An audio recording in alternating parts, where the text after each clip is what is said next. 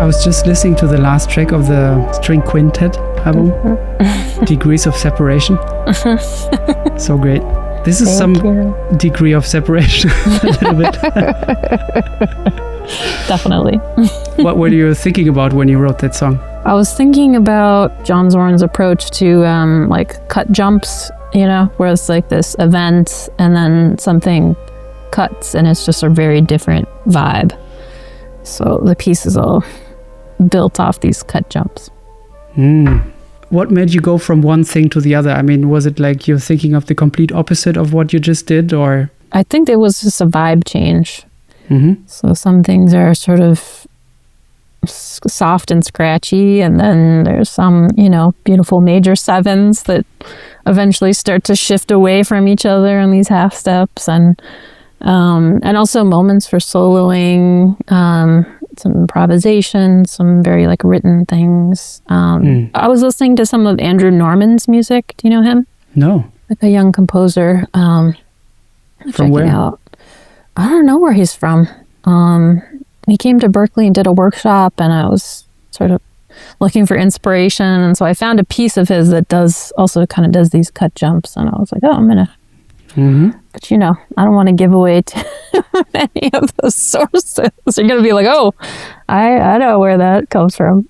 I mean, that's all stolen. We do. I mean, we all steal and we all recycle things. I know that's how it's done. That's why you have to borrow from, you know, like lesser known sources. Right, or just steal, right? Like full on steal. I always think like when we borrow, we have to give it back.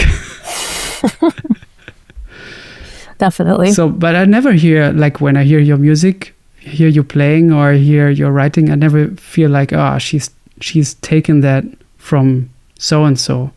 I hear love for certain people. And then also, whenever I ask you, you always name somebody I don't know, so that's always great because I always get to check out somebody new. Yeah, I guess obscure references.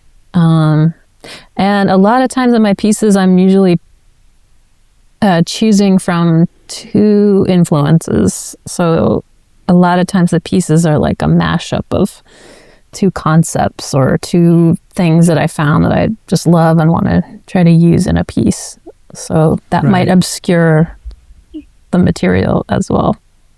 Yeah, it's usually a mixture that doesn't happen or wouldn't happen. I remember there's one piece of yours where you were thinking about Beyonce and somebody else. And Steve Lacy. Yeah, right. That's, was it heavy-footed or? Little footsteps and heavy-footed. Little footsteps. So yeah, what would happen if Steve Lacy and Beyonce would do something together? It would be great. Yeah.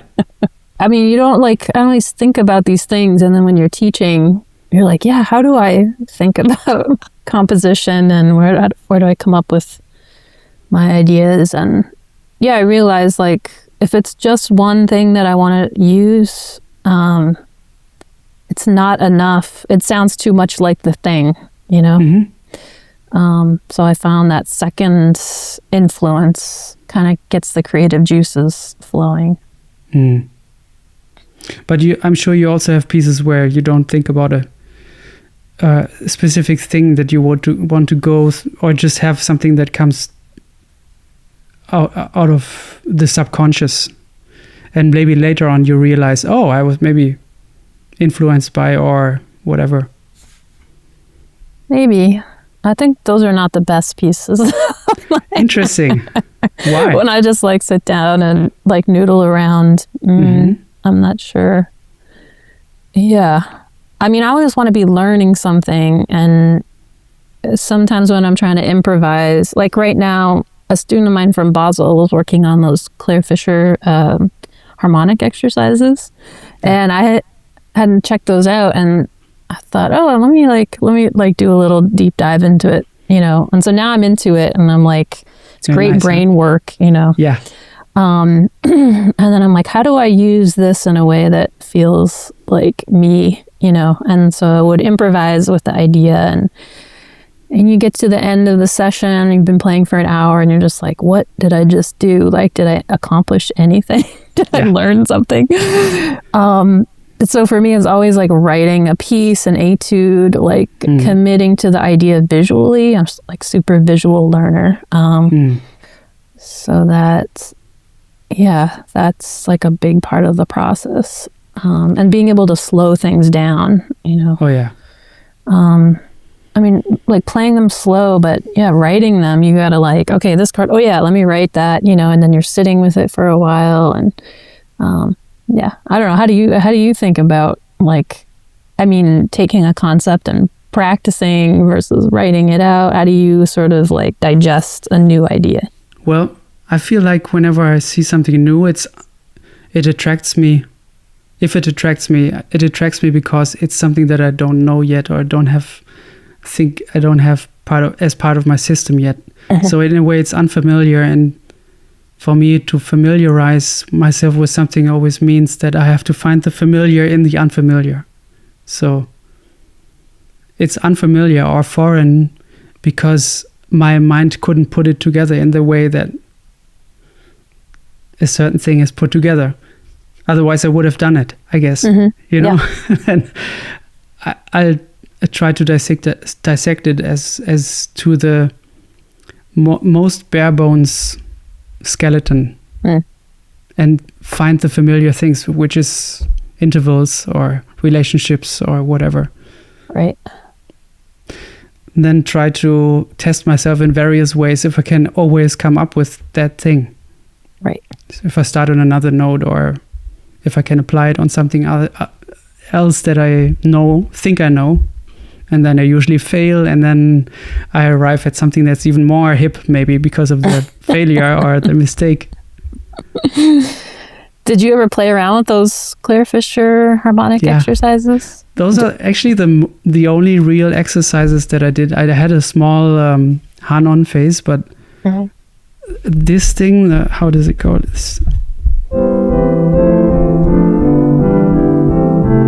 And then,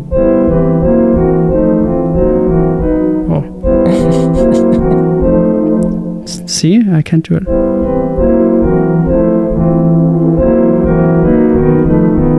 I love that.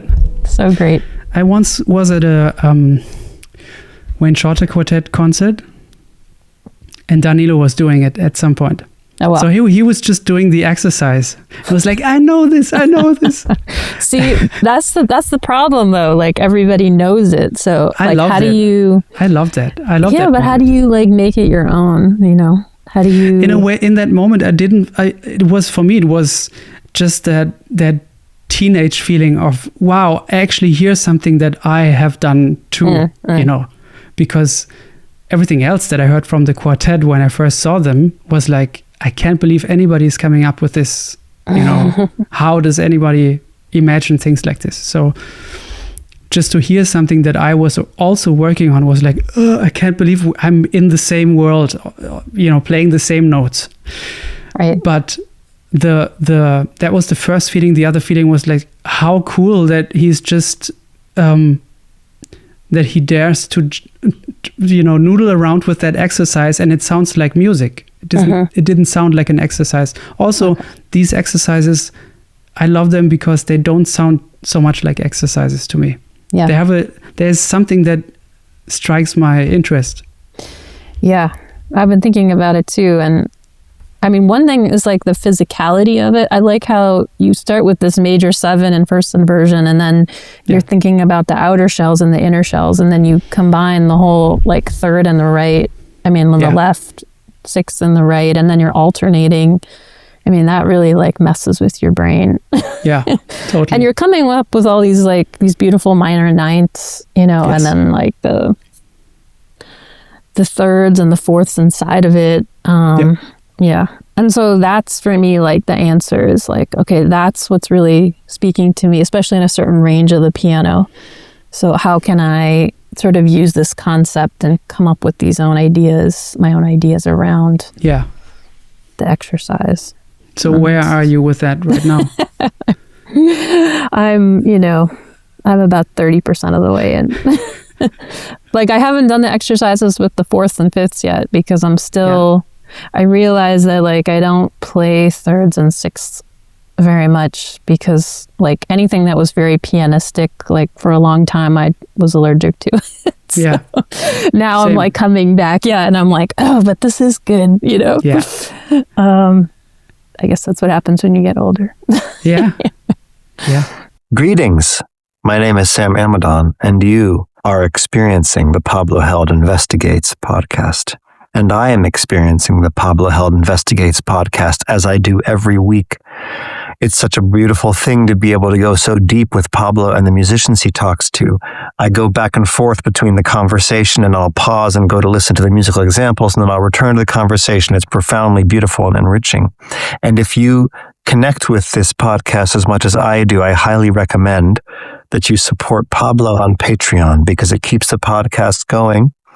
And it provides a whole backdrop to a whole other dimension of the investigation.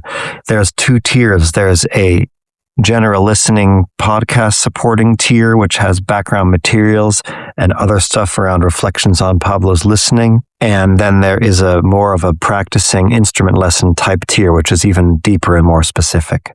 Hold on a second, Sam. Hi, everyone. This is Melissa Aldana. I will also like to add that on the music lessons tier, you can also have an exclusive access to video lessons and to an archive of over 600 lead sheets. Among those, you can also find some of my original music. So if you would like to have access to this, I strongly recommend you to join Pablo's Patreon. It's a beautiful community where you're going to get to learn about music with Pablo. So back to you, Sam. I hope you support it and check it out because these are the kinds of things that keep the world turning at this time in our universe. See you out there in the investigation zone with Pablo.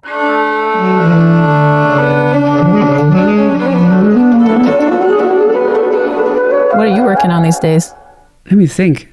Yeah, what's on your piano over there? I see a book. Oh yeah, that's Mompo. Oh, I love Mompo. So he's my favorite composer, and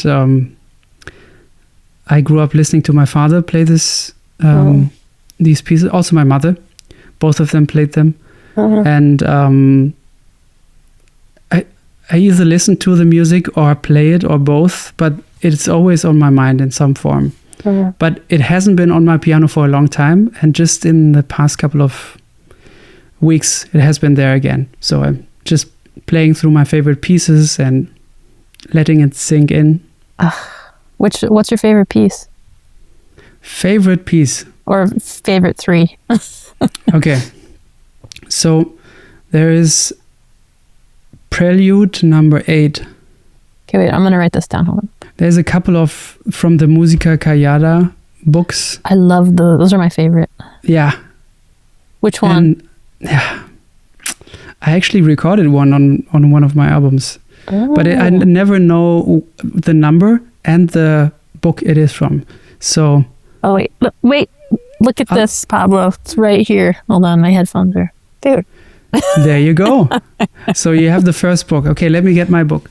So what I do is this. I'm sure you do this too. Yeah. Dog ear it.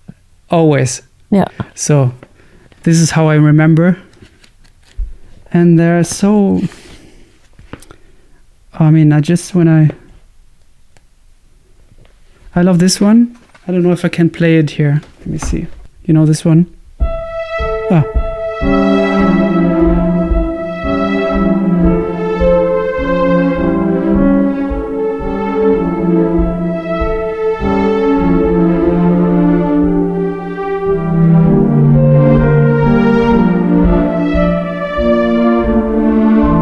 Oh, sorry.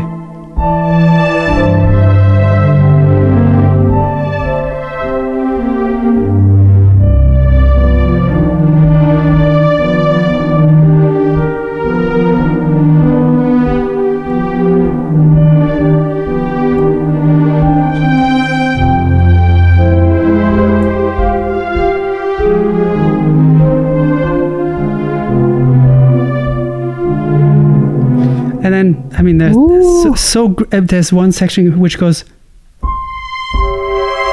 Sorry.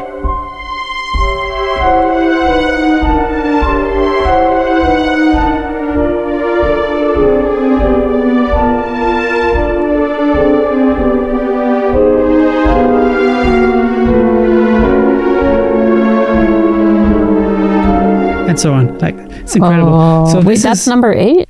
no, that's 10, but out of which book?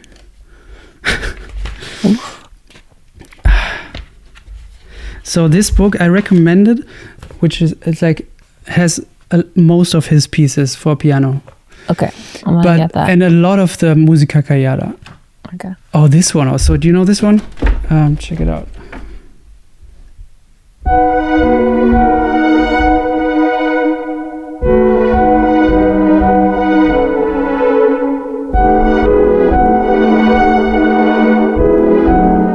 Oh, sorry. Can't play it because I love the fake strings too. yeah. It's a sound that I like here on my Roland. So this is 23 and I recorded 24. 24. Oh wow. So yeah, I only have on this one up to 9. I'll get that book. Yeah, the only problem with this book is that you can't really, Yeah. it doesn't stay open. So I never get why you would put out a book that doesn't stay open. It's a drag. Yeah, this is nice. This little. Maybe I should get the smaller ones for each book. So Yeah. which ones are your favorites? Oh, I don't know. I mean, I love them all. I like number 5. I like number 6. Show them. Well, 5 is the one that's like the pulsating Oh yeah. with the little grace notes. Yeah. Yeah. Beautiful. That's so nice. And then this one is so beautiful. Oh yeah. Just the second chord. Yeah. The second chord kills me every time. Yep. It's like a minor with a sharp 11 or something, I think. Yep. You got it. Oh, so good. And also the way he plays it. Like, he's one of my favorite pianists. I love his touch and his sound. There was a cool live recording that came out. Oh, yeah? Yeah, like a few years ago, there was a live recording that came out where, the singer isn't so happening, but the solo pieces that he plays, incredible. Oh, wow. It's nice to hear it live. Oh. He died in the 80s. Really? So, yeah. Where's he from? He's French, right? He's from Spain, but he lived in France. Studied with Satie also for a while. Oh, okay. Which explains some things, maybe. I don't know. Yeah. So much good music. Yeah. What about Brahms? Are you a Brahms fan? I like Brahms. I haven't listened to so much, but the ballads I really like. The ballads are nice. What else? The piano concertos, but I can never tell them apart with the numbers. That's a big problem for me again. We were looking at that with a student, the intermezzo in A major. Intermezzo, yes. That's such a great piece. And that's a fun one to do a deep dive on, like checking out the approaches of different pianists. Like there's one of Van Cliburn that's very sort of like regal, and then you hear Glenn Gould and he brings out all these lines you had like no idea. I've been playing that piece for years, and when I heard that I was like, what? That's a melody? Yeah. In the left hand. Yeah. So fun. And then like very different tempos, Yes. Yeah. Yeah. Maybe I even mistook the ballads with the intermezzi because I like the intermezzi.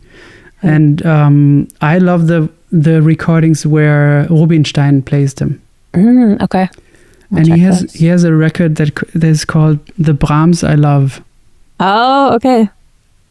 I'm writing this And the down. sound is just beautiful. The Known End from the latest album. How do the two parts belong together for you? The two parts, you mean like... There's a very tonal part where it arrives at on a like a major chord with a beautiful melody that goes in and out of the harmony. And it starts with those very rhythmic accents and those incredible chords in the beginning. Really cool. I love that piece. Thanks. That piece, I mean, I always like writing codas for my pieces. Sometimes the pieces, I have another piece of mine called Coda Queen. I love that one. I like it. I was like, I always like the last thing I write the best. But that, I sort of think about that last section as a coda to the piece. And it's actually, I stole that from myself. From another thing I wrote.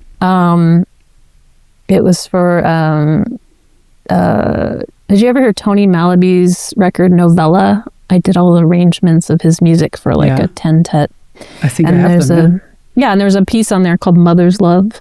And at the end, I found this. I was like, let me like oscillate in this G major key and have this melody sort of move inside of G and outside of G and sit on the crunchy notes. And so that was the discovery of that sort of effect. So this is, it's not the same melody, but it's the same effect. The concept, It's really beautiful. Thank you. Yeah, because it also plays with our expectation and things that we, think we associate with G or consonants or whatever, Yeah. And then once you land on that note, it takes a moment for it to become the most inside note you could think of. It's really powerful. Yeah. Sometimes I'll do exercises, like Ingrid Labrak and I used to do those kinds of exercises where we'd play a chord, or she would play a note and we would just cue something. And whatever came out, you had to like embrace it as the most beautiful thing. And sometimes it was really dissonant. And then other times, after you did that for a while, you'd hit a triad and it would feel like, whoa, this is really out. Yeah. And there's something about playing with that construct of like, you learn as a kid that major is sad and minor is happy. And, all these like, these constructs that to me that never made sense. I always wanted to play the minor songs. They made me the most happy. So I guess that idea of constructs, I'm going to do a whole workshop on this because I think there's something there that, plays into a lot of my practices, of teaching and also writing and of sort of challenging the idea of whatever it is, cultural constructs, musical constructs. As I like that idea of sort of seeing something completely in an opposite way, just with like living with it for a moment. And that's what that piece is. Yeah, I keep thinking about that everything we put into music and research about music is fine, I guess, but also it's as you said, like it's a construct. What is major? What does it mean? What is a triad? It's something we put a name on.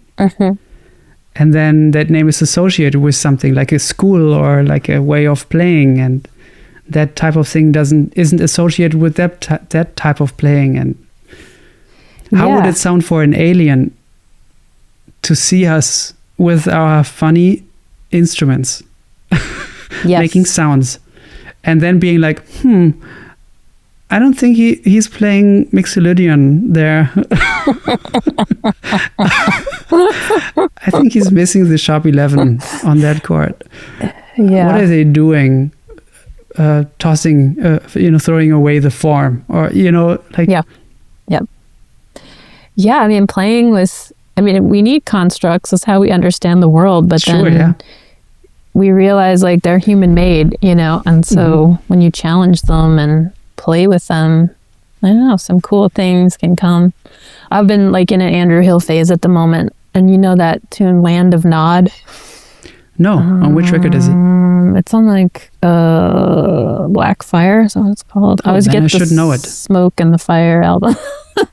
Is it Smoke? Is it Fire? Smokestack is the one with two basses. No, I think it's Black Fire. And Black Fire is the one with Joe Henderson. Yes. Yeah. And there's that section like I just want to make sure I'm saying the right album because my memory gets the, Blackfire. Nice. I like that one. Yeah, it's awesome. And, you know, he's got this melody. And then at the end of the melody, he plays this like very kind of cliche, you know, little line to like, which could be like a total like four bar vamp, you know. And he just plays it for one bar and then it's like back into the tune. I'm like, that's so cool because it could be so cliche, but the way that he used it is so effective, you know, really like brings you in. You can see he's playing with the idea of it. Are you an Andrew Hill fan? Oh, totally. Yeah. I was just wondering, did you ever meet him? No. Did you see him play? Yes. I saw like one of his last concerts at the church, Trinity Church. That's on YouTube, right? Is it? I think so. I talked to Eric about it. Oh, wow. And he said that Andrew Hill had to have a gas tank in the backstage, and he was really exhausted after the concert, but was on fire during the concert. And I think it's one of his last concerts is in that church with Eric and Tom Hebert and John Hebert. I'm sorry, and it's I think it's on YouTube. I'll check. I had no idea it was up there. I remember his suit coat. He was so small, you know, he had like 3 inches hanging off of his coat, you know, because it was like way too big for him. But the concert was amazing. Wow. Were you close to the piano or were you in the back? I was kind of in the middle. Yeah. What do you remember about his sound? Well, to be honest, I wasn't an Andrew Hill fan at that time. It took me a long time to become an Andrew Hill fan. The album in for me was the Strange Serenade that Emac told me about. Frank Kimbrough introduced me to that album. Yeah. I heard that and I was like, oh, okay. Interesting. I get it now, which is kind of weird because it's, you know, there's so many great Andrew Hill records, but there was just something about it that the sound, I don't know. But anyway, that was my way in. And now I've been obsessed ever since. So what's the latest album of his that you really like or that you... I've been also in a Joe Henderson phase, so it's been Blackfire. Blackfire, yeah. Yeah. Yeah, those pieces are incredible. Did you try to transcribe some of them? Some of them, yeah. And I have a Frank Kimbrough transcription of oh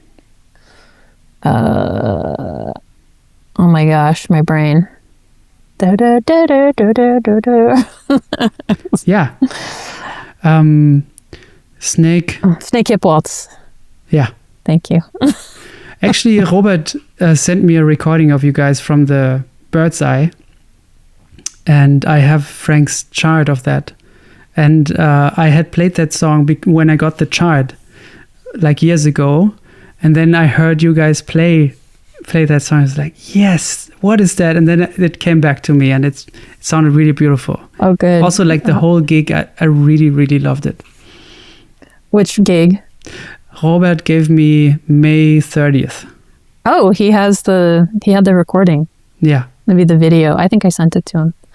Cool. Yeah. Man, it was so fun to play with him. Wow. What an incredible musician. Yeah. And fun trio. I mean, to play all those tunes with Nishit and Robert. Wow. It was really cool for me to hear also, like Robert, of course, with a pianist that I love so much, you know, but with a bassist that I know so well. And of course, I've heard Robert with lots of pianists also before. But it's always special when you hear your friend playing with your hero. You know, it's like, that's cool. That's really cool to hear. And then, because I know his sound so well that I sometimes might think I know what he's maybe about to do, but then you trigger a lot of other things in him, you know? So, because as you know, each combination of people is unique, and you can't expect something similar to happen just because that one person is there. Right. Totally. and then you and Nasheed, and it's really, really cool. I like the other trio too. I mean, it's great. But it's just interesting also hearing pieces that are not from the other trio with you. Right. In that combination, everything's so different. Yeah. Yeah, playing with Nasheed is great. You know, we have a nice hookup from playing with Dave's band, and, you know, eventually I hope we get to do some more things. It's just, he's very fun, and we have a good, you know, when you just play with somebody, you're like, oh yeah, you know, we should do more. So yeah. But, you know, then I'm like, Robert, like, we need another trio, but then it's too many piano trios. Uh-oh. Yeah. What about you? What's it like? You've been playing with your trio for like 25 years now? It's 20. 20. Okay. Sometimes feels like 25. How do you like breathe new life into it, or like do you need to? I can't even imagine what that's like. We went through a lot of phases. I mean, we always loved playing together, but it's like a relationship. It's like a marriage almost. We haven't promised each other to stay together forever, but it's like we're kind of together for a long time now. And it makes sense, and there's a lot of trust there, and I mean, so much history together, but still I feel like, and I said it to the guys a couple of weeks ago, like I feel like this is the best that it has felt to me. It's not that it felt shit before, but it's like now we're doing things, and maybe that's also like reaching that, I don't know, 20 years.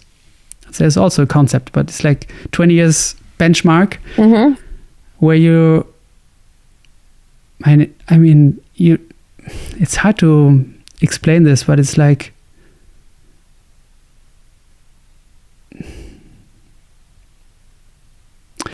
I don't know, you're also married, right? I'm married too, and although it's kind of a super old concept, marriage, and you know, but everybody has their own interpretation of it in their marriage, and we don't have to get into any of those things. But once I got married, or maybe even before, like there's a relaxation that sinks in because you trust each other, and you kind of said, yeah, like we're gonna be together, and let's do this. Yeah. So looking back now of playing with them 20 years, like sometimes you forget how long you played together, and you just take it for granted. And then you look back maybe at a benchmark like this, and you're like, okay, we don't have to wish for anything else or someone else, or I don't know. It's really hard for me to put into words, but it was like a beautiful way of giving into, we play together. We're going to keep playing together, and it's beautiful. And there's things that we can do now that we couldn't do 10 years ago. And like, what's one of those things? Well, I mean, we went through playing like very simple lead sheet type tunes to playing a lot of free improvised music, and abandoning set lists and just going on stage and then putting tunes together in a new way each time, how they came up in the moment. Then I wrote like long tunes, you know, and now we're just back at tunes, basically, like 4 systems, like a lot of freedom within them, but we kind of combine now all of those different ways of playing together, or all of that history, on the basis of very little written music. And I think in the phase where you played a lot of complicated and long and many pages type songs, I think I didn't dare to just bring in just a lead sheet.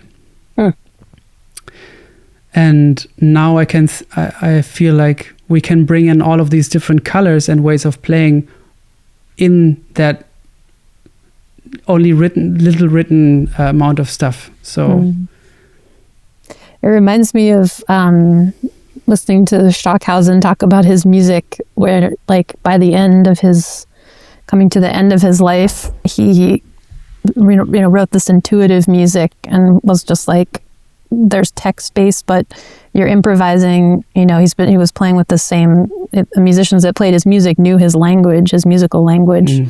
And he was just like, you know what I would do, take these loose pieces and like create something in my language, Yeah. That's beautiful. So if beautiful. You can trust people like that. Yeah. And also if you have like I don't see myself there, but just from what you've just described, that he has such a trust also in himself and his presence that it'll sound like me, even if I don't do anything. It's pretty impressive. He's like the enabler. Yes. Some of those interviews at the end, he was pretty out there. Yeah. Yeah. He was like, "How long is this? I gotta go." But those lectures that he did. Have you checked those out? Oh, Pablo, they're so good. Okay, so where do I find them? They're highly entertaining. They're on YouTube. Just look up Stockhausen lectures. There's a bunch of them. There's one about his piece Mantra that I just love. It's about the process of writing that with this 12-tone row and how it connects to the stars. I mean, it's like how he extends scales. So the idea of like an 8-note scale spans over a 13th or like an 18th or half the piano. And I mean, just the idea of like, I just love it.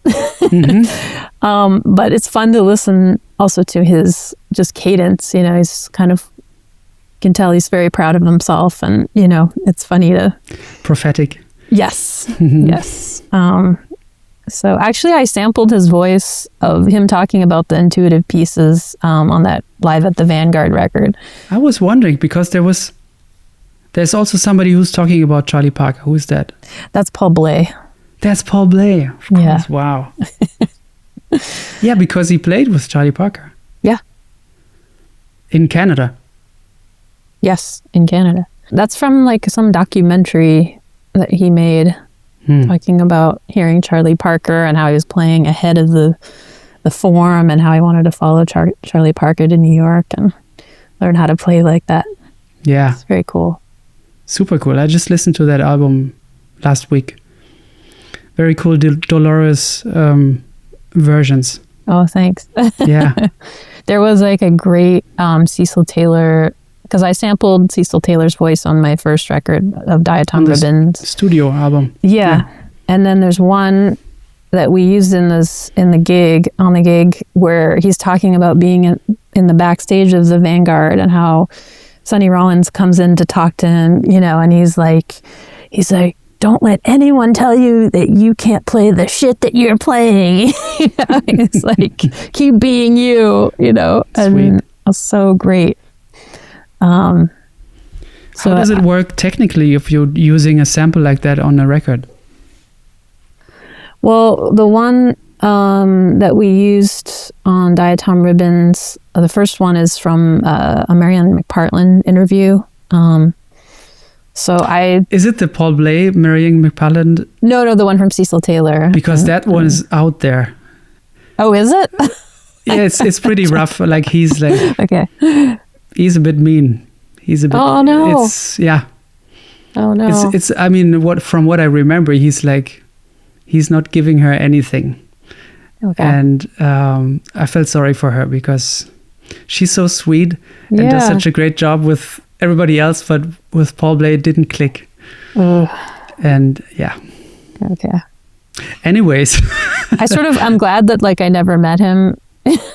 I saw him a few times, once I saw him across the street, I'm like, should I go over there? I'm like, maybe not. Yeah. I'd heard enough stories. But have you seen his blindfold test that he did with Ted Pankin? That's also highly entertaining. I might have. I don't remember. I think it's on Ted's website. Mm-hmm. But he's like, he's just going in on everybody. And then he's like, 5 stars. Who gets 5 stars? Everyone, whether he liked them or not. And sometimes he's really blunt, about his opinions. I guess that's how you get away with anything. Just give, insult everybody, but then give them 5 stars.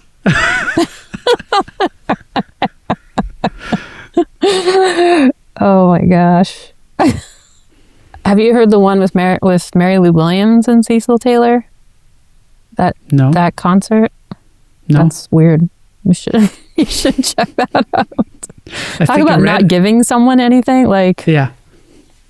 It's not the most generous approach to two pianos. Let's say that.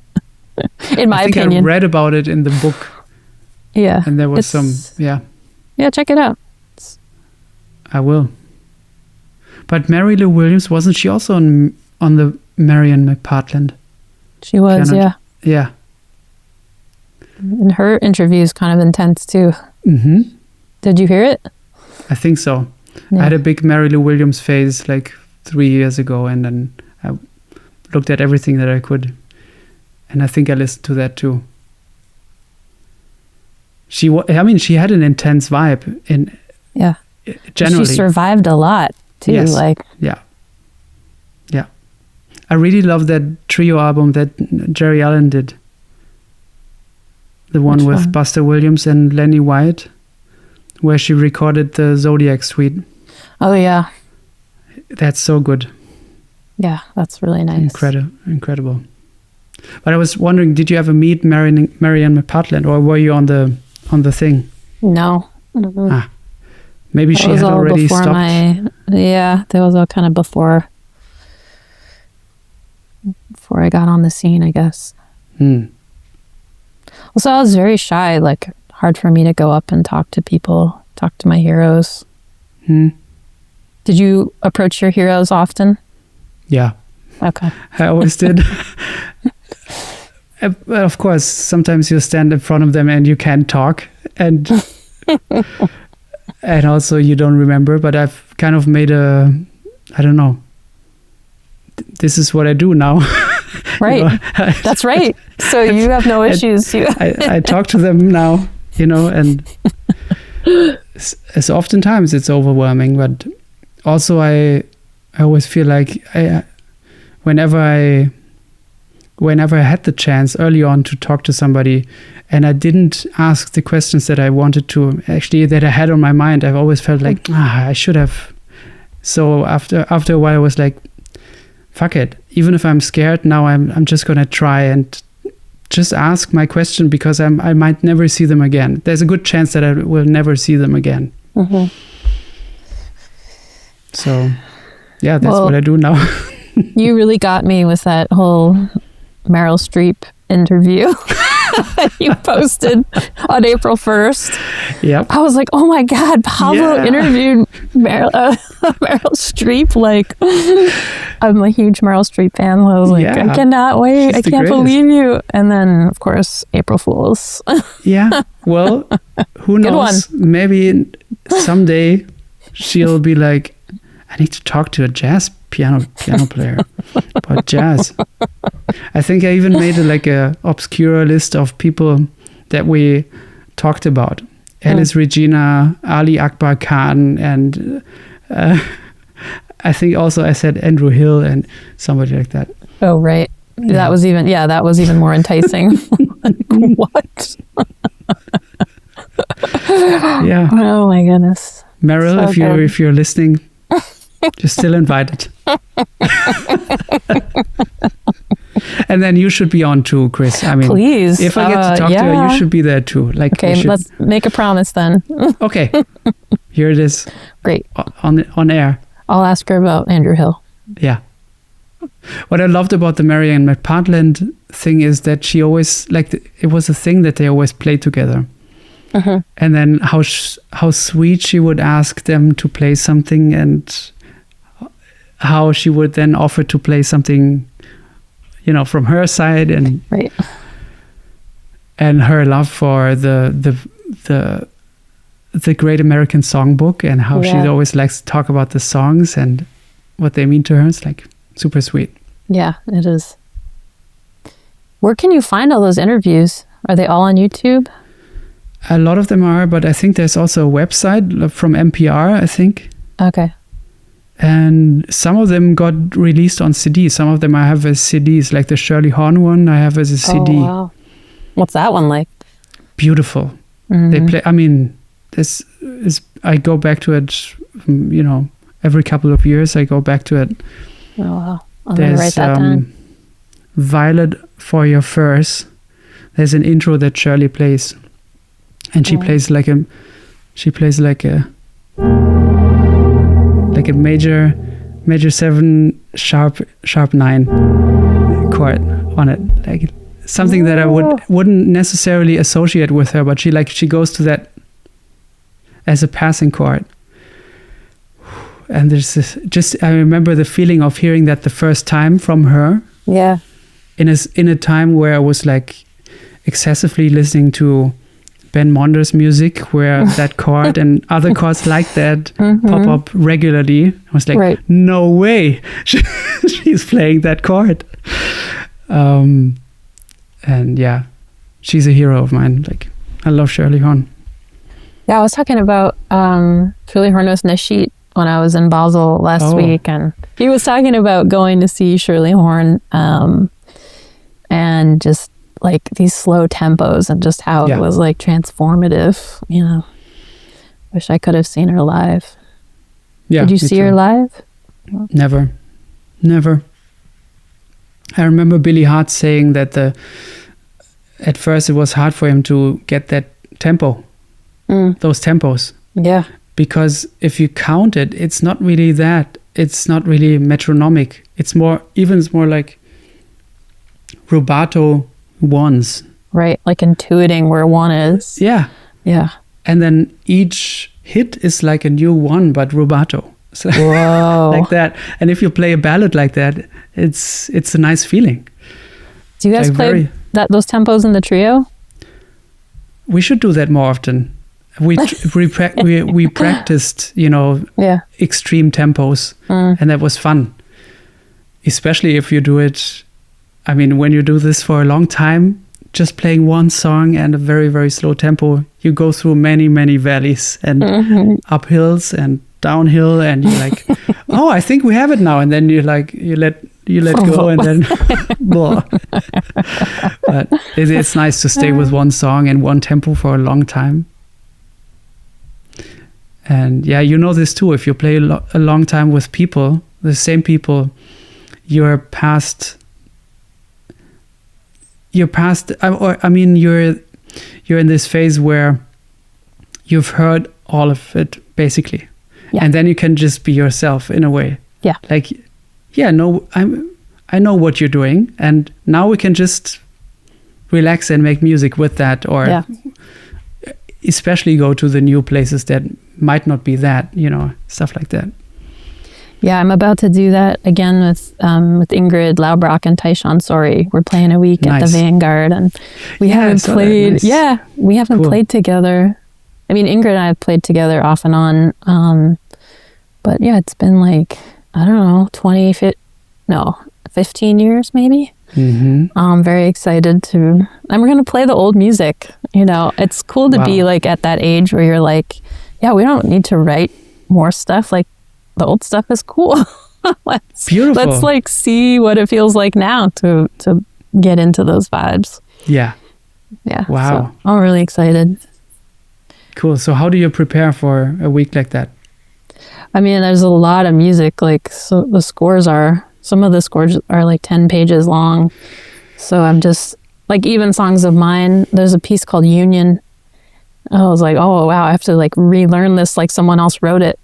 Because I don't remember how to play it. And Taishan has a couple pieces that are really like heavy on the counting for me side of things. I'm not improvising, I'm just like holding down the whole thing, which is a fun role to be in. I also like that when I'm playing in a band with no bass, where I don't have to like, because so much work falls on the shoulders of the piano player in those situations. And I like that in that band, it also falls on the composition, I don't have to like generate all the ideas, on the piano. So yeah, I'm relearning the music, listening back to the records, listening with my students, like. That's good, yeah. Yeah, that's been helpful. So how does it feel? Good. Yeah, it's gonna be fun. You know, there's this piece of Taishan's called Slow Burn that like I think about all the time, and I couldn't find the chart for it, and then I finally decided to clean my office and I found it. I was so psyched. And I mean, I gotta actually let me show you the chart because it's kind of interesting. I had to write like all the counting in so you can see like, oh wow, okay, because it's between two hands but it's really low on the piano. So yeah, I've got all the like the beats yeah, that's so good, written in, you know, the grid. And I sometimes do this with lines too, with lines too, instead of the counting. I mean, putting the numbers, it's because it's useful. Yeah, it's slow. If it's a long meter like that, it's slow, and there's long meters, and they're shifting every bar. So it's just you know, loud in my head. 1, 2. Yeah, yeah. Keep it together. So you play along with the recording also?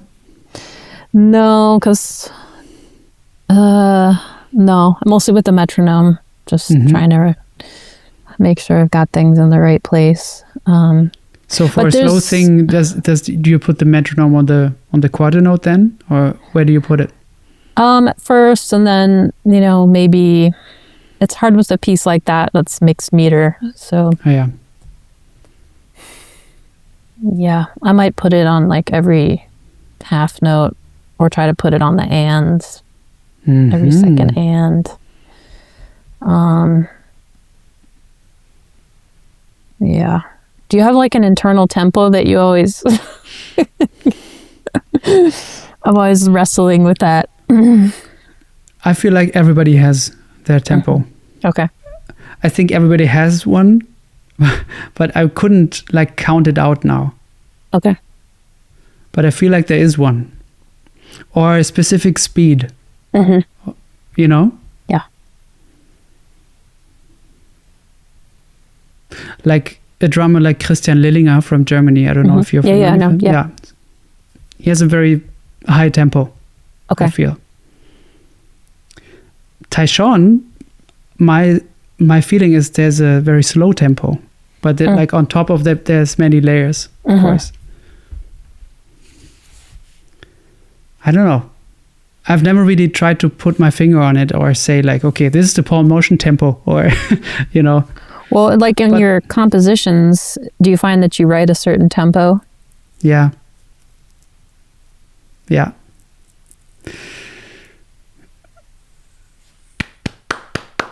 Like this, maybe? That's the tempo? What is that? For the faster pieces, usually, I don't know. Let's see. I guess. Hold on, I gotta find the metronome.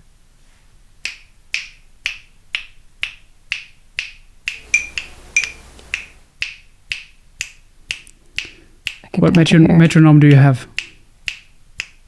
You're at 250. All right. Exactly. No, that can't be your tempo. Because you're feeling it maybe here, right? Yeah, but I'm thinking about a faster piece. Oh. Although I prefer playing... Actually, if I could, I would only play ballads. I don't know. Often at sessions, I feel like, let's just play another ballad. I could play ballads all day. But often, if I write something that's more lively, I think I tend to that tempo. I don't know. How about you? I mean, my issue is always 110. I'm always fighting against 110. So that's like, what's that like? It's hard to do it out of context. Yeah. Let's see, 110.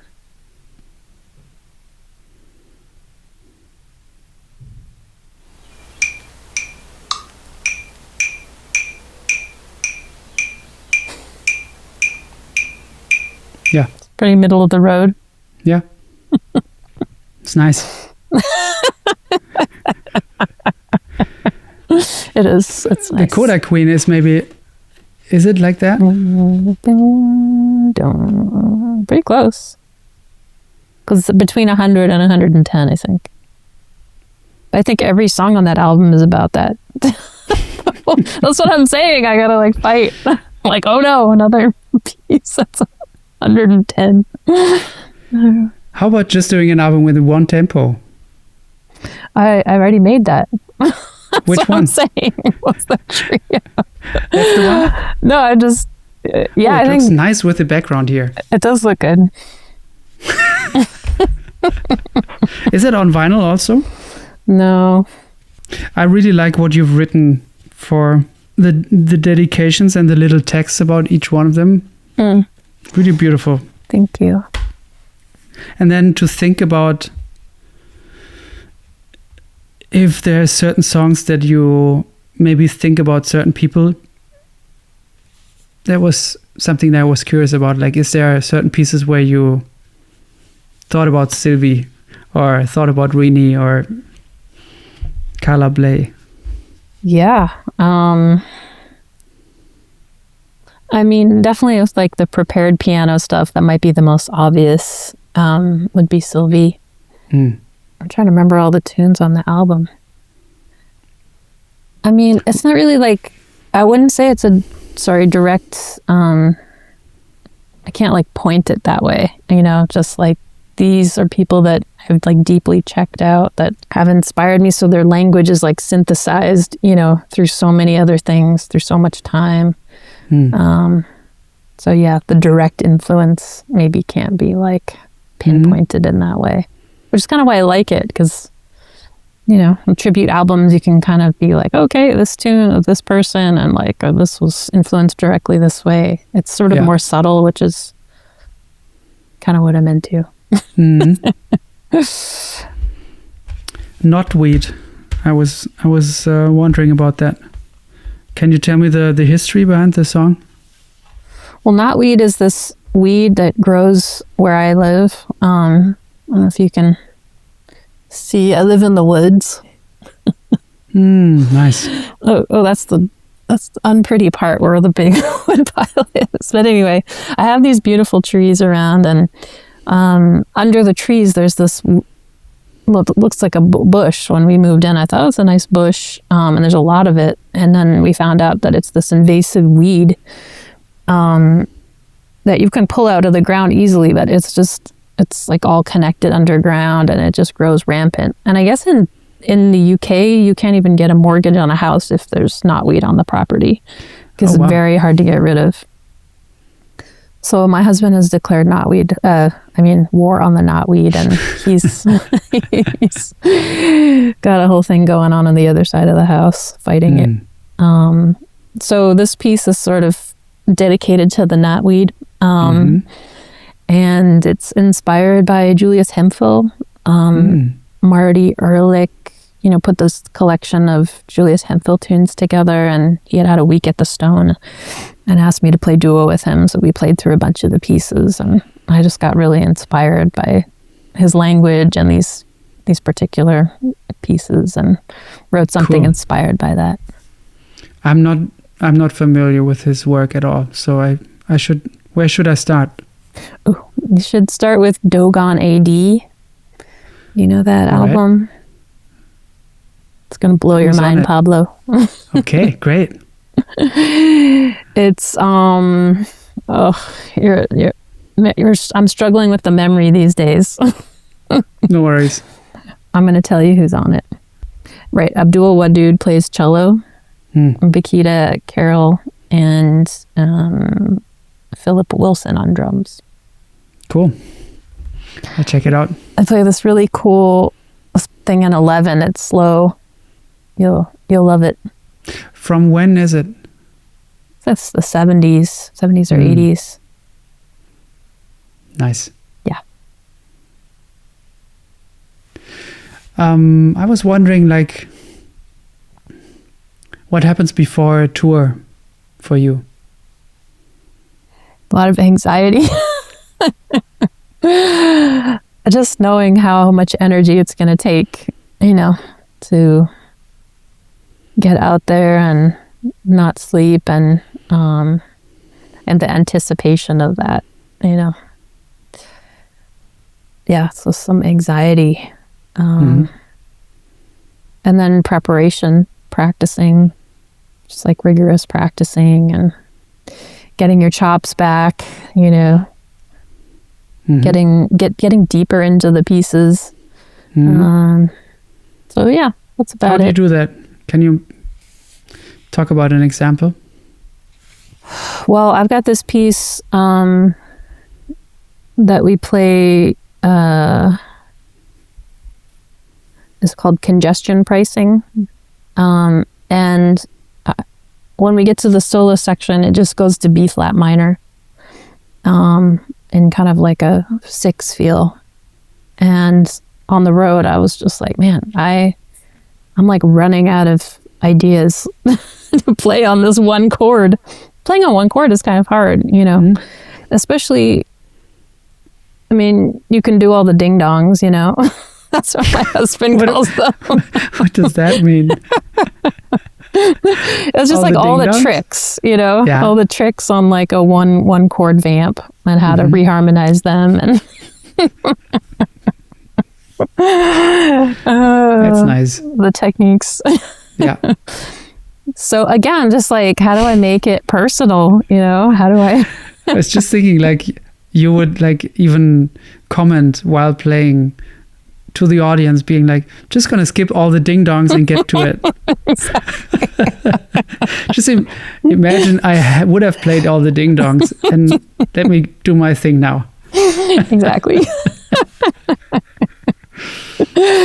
And like that particular piece, you know, like I like to go sometimes free in those things in that moment, but the second section of the piece, or the last section, goes into this free thing. So in my mind, I'm like, I really want to stay in B flat minor, you know, so I can put these sort of alteration, like the Herbie ding dongs, like all those things, you know, but then they feel, to me, they feel like derivative, you know, and I mean, yes, they're tools, but just trying to make them feel like right and in the moment is another thing. So I ended up just like playing around, and I kind of came up with this little ostinato that I really liked, and some like harmony that kind of came from the bass line that I wasn't expecting. And, you know, then I ended up like adding this whole other section of the piece just because that ostinato was cool.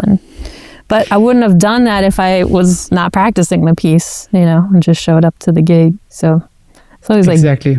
And then you should have seen the first time I did it. Robert Hurst looks up at me. There's a big smile on his face. He's like, yeah, that's cool. Yeah.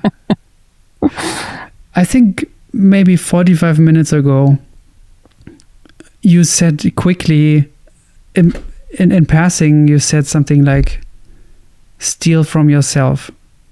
Mm-hmm. And I didn't want to interrupt you, but I thought about that. I think either it was when I talked to Wayne or when I heard an interview of Wayne where he said like, yeah, young people should start not stealing from others, but should start stealing from themselves. And that's exactly what you're doing there, right? You go into your piece even deeper, and then of course you find things that you can work with or even extend. But yes. Then you're basically stealing from yourself. Yeah. I mean, it's hard to steal from yourself though if you're young and you haven't like developed your thing yet, you know. Yeah. But like as you get older, I mean, we all recycle things, and you know, I mean, you have to if you're working and getting commissions and all that kind of stuff. Like, let me take the idea and sort of rethink it, but you know, it's the foundation. So yeah. I mean, what do you do on a one chord vamp? I need some more ding dongs. Yeah, I think I'm also more interested in what you're interested right now, like getting more into the piece, and then the piece will always give you some sort of pointer. Yeah, something from the piece can be a starting point for developing an idea. Yeah, or getting an idea, and then if you have an idea, you can. I feel like we can just do what we do when we compose, where we're like, okay, let me do like this, and then smush it together, throw it away, or see it from backwards, or then you know you just be creative. But it's usually a starting point. Yeah, I think the thing that why that particular section is hard is because it doesn't have a melody. It's just like a a moment where it goes to B flat minor, and I've never liked that situation. Like I'm always like Monk, drawing from the melody, like how, you know, that's how I'm gonna shape how I play on this piece. And so when you just have chord and no you know, what's the word I'm looking for, melodic content, then it's very hard to like generate. And when it just sounds like playing changes and then there's only one change and it doesn't change, and then and the funny part is that I did it to myself. I wrote that in. I'm like, why did I do that? You punished yourself. So I needed something in there. It's like not even a melody that I play, but it's an underlying thing that's helping me to shape, you know, the ideas. But I think maybe the thing that you're doing on known end could also be a thing to think about, where you're like in G major, not in B flat minor, but you're in G major, and then you find all the things that are also G major and not G major, and then again G major. I'm going to use that. Thank you. Right? I think that's... that can be one way in.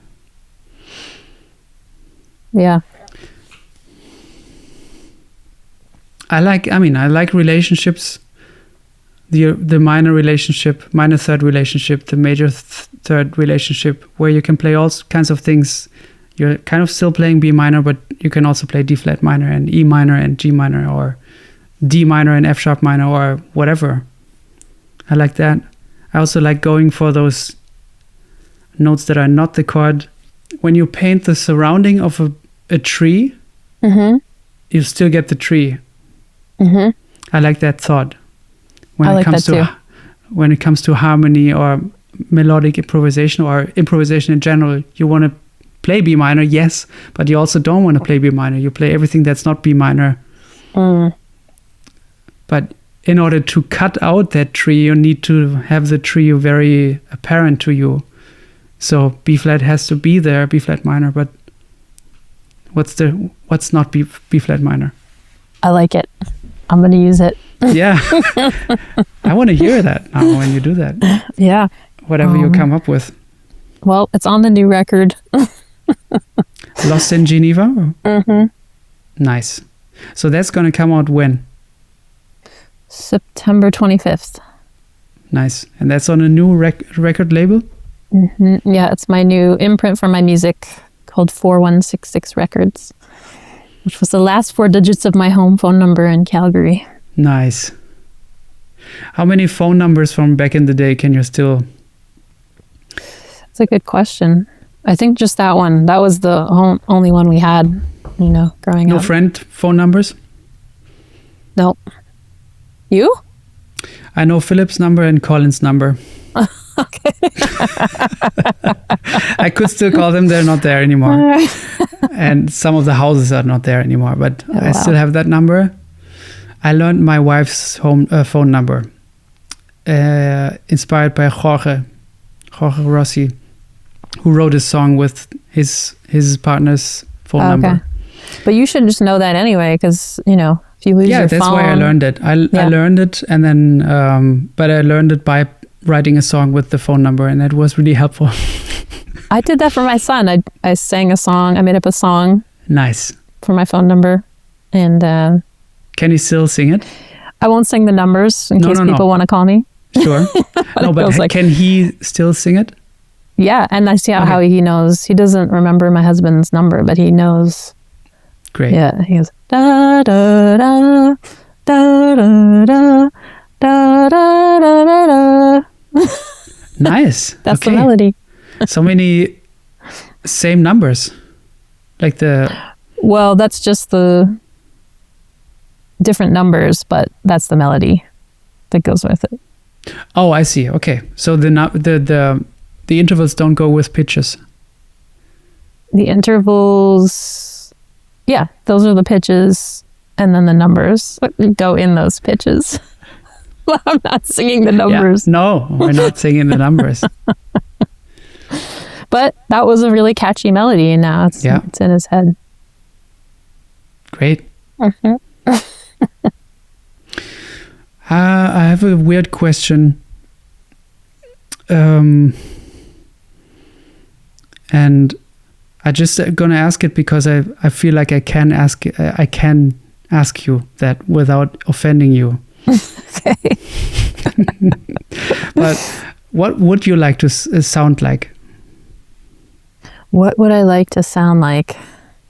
You know what? Because when we're practicing, when we're making records, or when we always think about, I should work on this, or I want to get better at that, or maybe I should emphasize this part or whatever. So we have maybe a vision or long for something, but we're not there yet. Or if I would have asked you 8 years ago, you would have said maybe things that you can now do. You know what I mean? Like, what are you striving for? What's your vision right now? Well, I think I'm striving for just finding like a harmonic approach that feels like my own. And maybe I have that already, I don't know, but I feel like I can get deeper into that, that idea.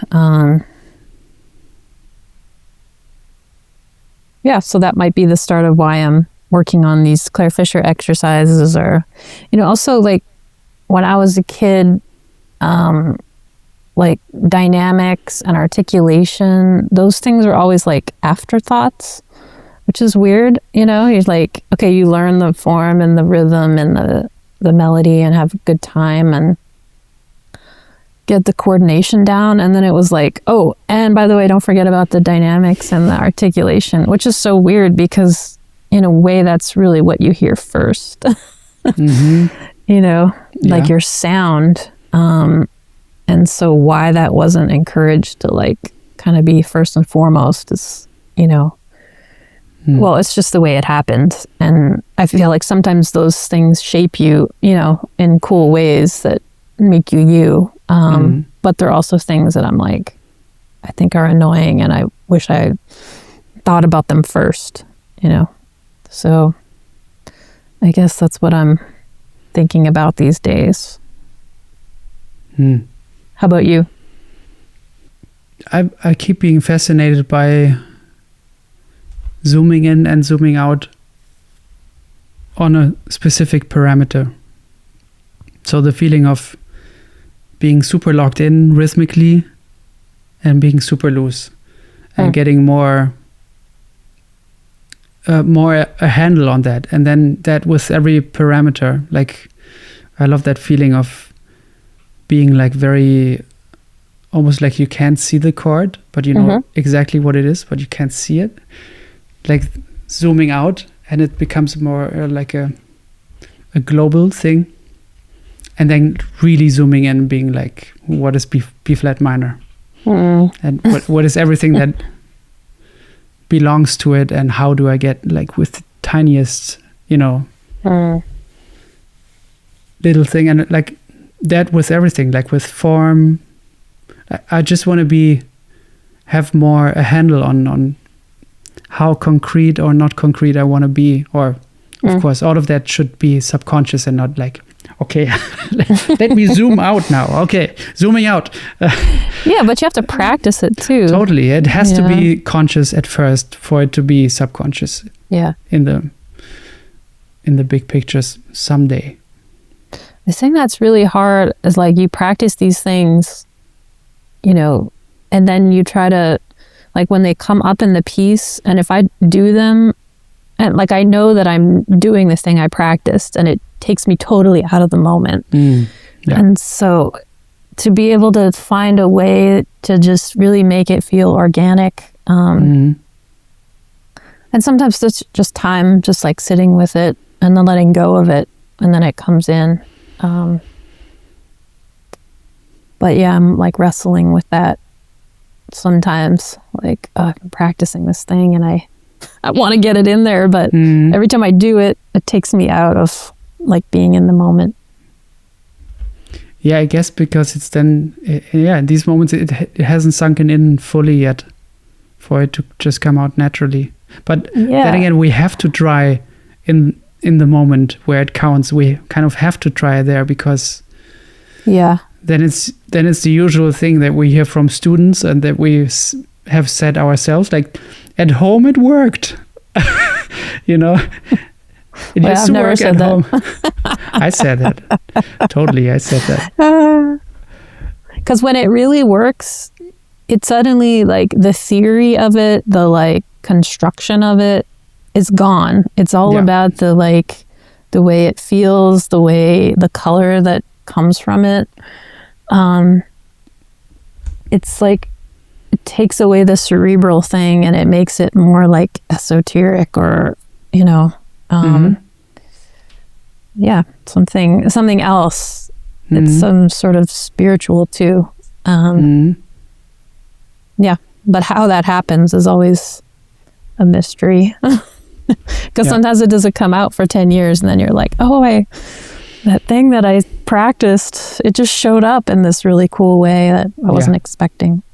Yeah, those are the greatest moments, I feel. You didn't want it to happen, but it happened on its own, by its own. Yes.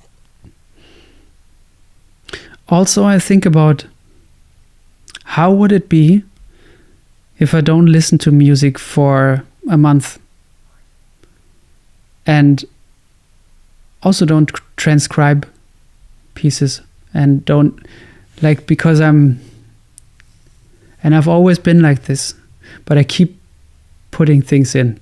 I keep like feeding myself all the time, and I'm almost addicted to it.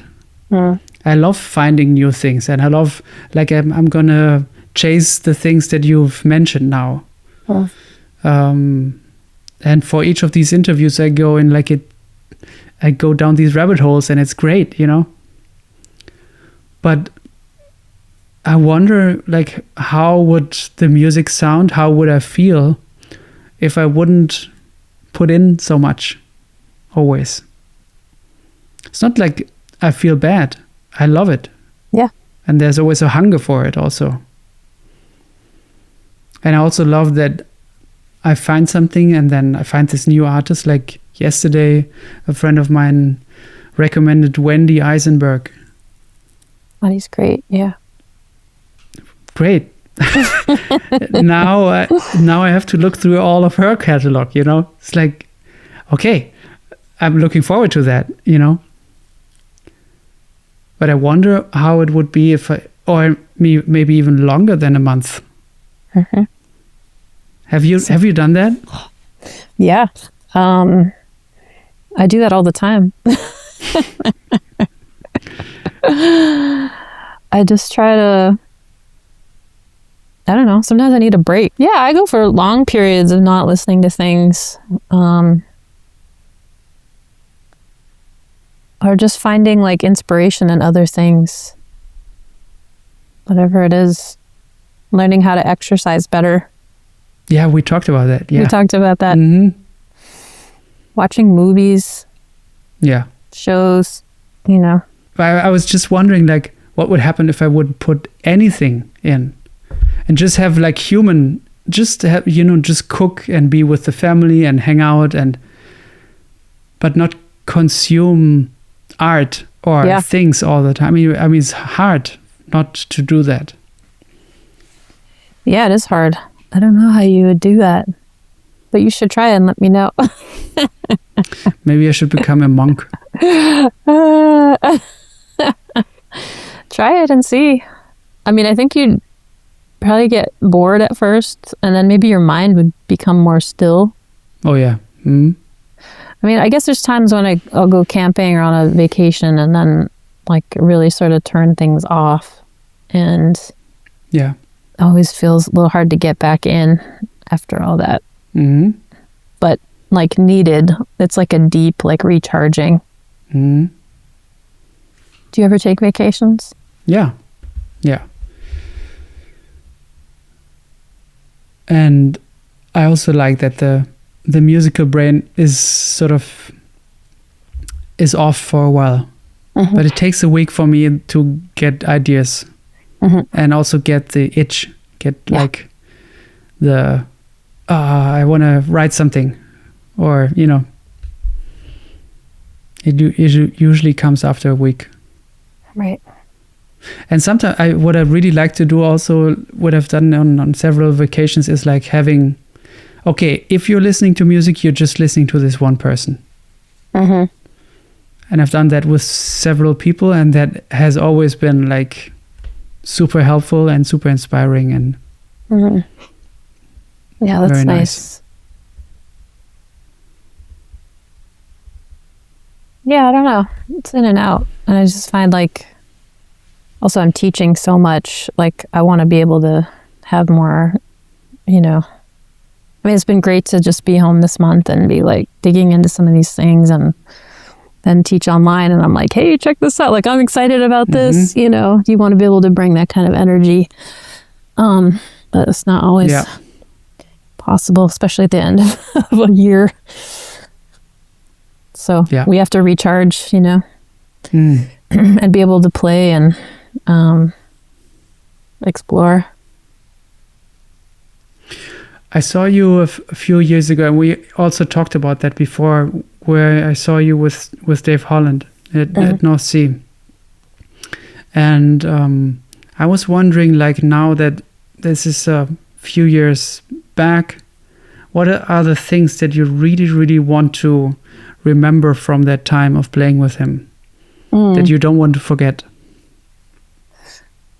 Just the joy of playing, you know, like he would always like look up and smile when something cool happened, you know, and we could see the joy as the players, and he could also see, I mean, the audience could also see the joy, you know, and they would always comment after, oh, you guys look like you're having so much fun, you know, it's infectious. So that was a good lesson for me, because I'm always like, you know, just put my hair down, like try to, you know, you kind of get in the zone.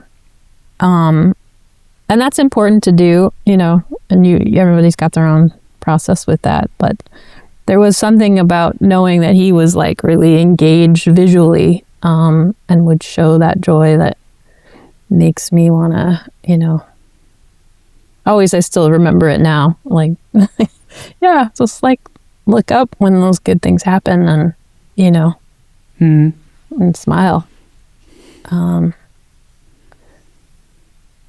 then, you know, the set, like we played the same set every time we played. We played the same set in the same order. For all the tours? Yeah. Yeah. Did you like the order? Yeah, the order was great.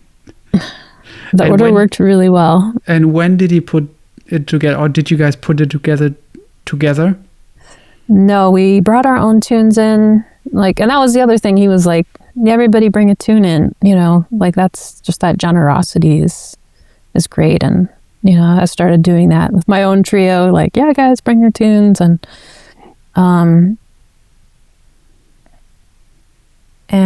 yeah, so we picked a bunch of, I guess we played a couple tunes of each of us, and then he picked the one that he wanted to play just to make the set right. And when he sent us the set, I was like, wow, this was a really good set, Dave. And he was like, yeah, I spent a lot of time thinking about it. Yeah. And I was like, yes, I understand, you know, because it had that. What it was? Yeah, it always started with Jalil's tune. I'm spacing on the name of it.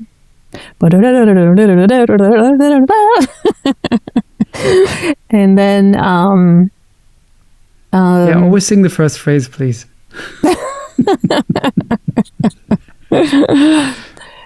God, the memory. And then what was the next thing? And then it was my tune, and then he'd play like this whole suite that he wrote for Sam Rivers of his. It was just a 2-page tune, but each section was really like opened up for improvisation. And then we played this beautiful tune of Nishit's that we played in Basel last week. It's a ballad, huh? Yeah, one of the ballads. Between Nothingness and Infinity. That's a great, beautiful piece. And then which ones of yours was it again? It was Little Footsteps. I wrote that for that quartet. Great. Yeah. Yeah. And then heavy-footed. Yeah, so those are the things I remember and cherish. Nice. From those times, and then really enjoying playing with Nasheed and Jaleel too. Those new connections. What do you think is really important to Dave when he plays with others? I think he values people who have their own ideas, their own sound, that can bring ideas to the table, that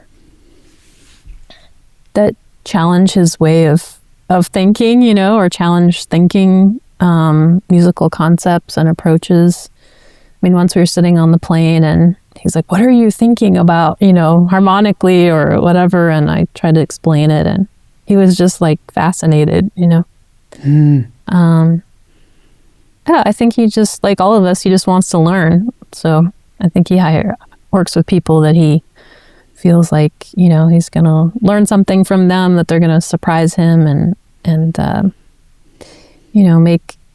make the thing like greater than the sum of its parts, like the way that Jaleel solos, is very like line based and intense, like great energy and sound. And then when I would solo, it would be much more rhythmic and sort of like motivic and juxtaposing like different players, and their approaches for improvisation.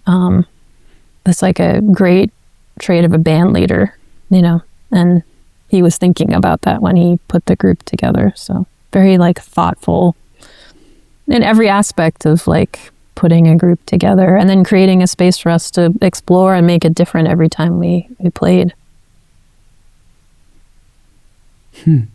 Cool. Yeah, it was fun.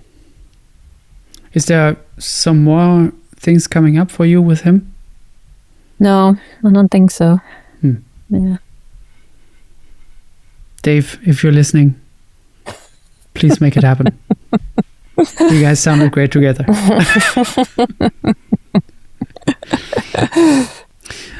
Physically, when you sit at the piano, what is important to you? Well, sitting in the center of my hip bones so that I can sit for a long period of time.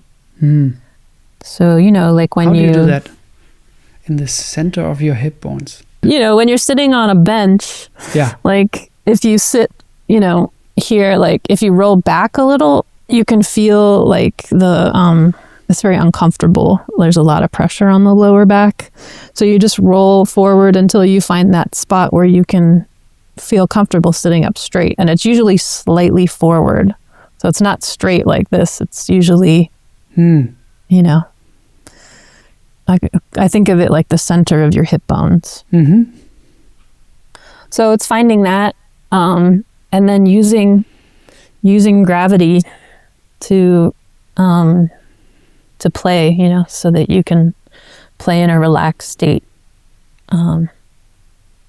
I studied this whole piano technique. Maybe I told you about it, but I had to like relearn how to play the piano.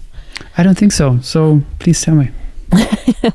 Well, it's a technique. Every like a lot of classical pianists have techniques that they teach about how to play more efficiently and in a more relaxed way. But this one comes from Godowsky. Godowsky, the pianist.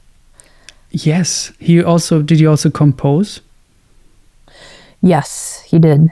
I have something from it, but the name is very familiar, but no music comes to mind right away. But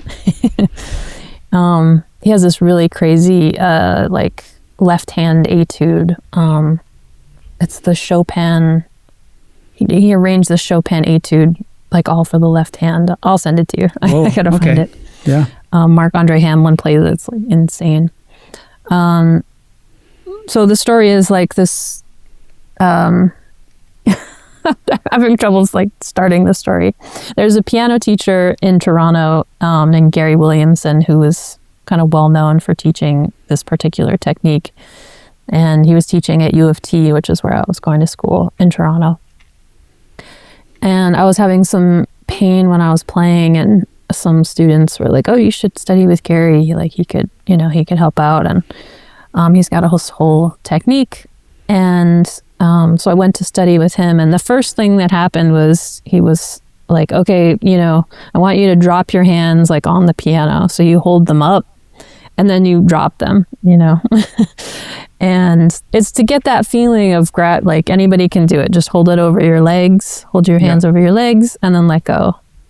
And trying to get that feeling of gravity, just pulling your arms down. That part's the easy part. The hard part is like the wrist, and the it's almost like the wrist is the shock absorber.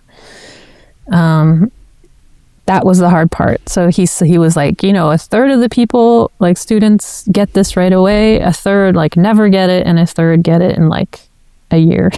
So I would go home and I would like practice, dropping my hands. And every week I would come back. He's like, "Nope, it's not it." And like we couldn't move forward until I got this thing. So I was working on it. It took me a year. And then I remember the moment it happened, I dropped my hands. I was like, "Oh, I feel it, Yeah. And I came in and he's like, "Yep, you got it. Now we can move to like where you lesson don't 2. Control it. I mean, where you don't still hold it, right? You don't hold it. You don't lock your wrist. Yeah. Because there's always the fear of really crashing into the keys, but we have to get past that in order to. Yeah. Yeah. Exactly. Yeah. I was taught in a similar manner by my teacher. Wow. Okay. We did the same thing. Oh, really? So always when I hear somebody talk about that, because I always wanted to talk to you about this, because I see it also in the way you sit. Like there's no tenseness. There's like, you use the natural weight of the arm. Yeah. And I'm fighting, like we are all, it's just like a constant thing we have to address. But I know like what is happening and how to fix it. And,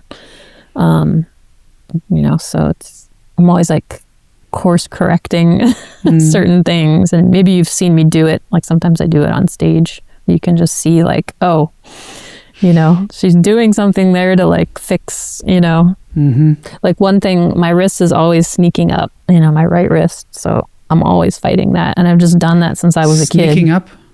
Like it'll start, pulling up this way. So I'm always like fighting that. So how do you fight it? Just relaxing, just being aware. And then going back to those basics of like dropping your arms, making sure your hand position is in the right way. And yeah, it really like changed my life. I could play, when I lived in Toronto, I was gigging almost every night and like no pain after that. I was like free.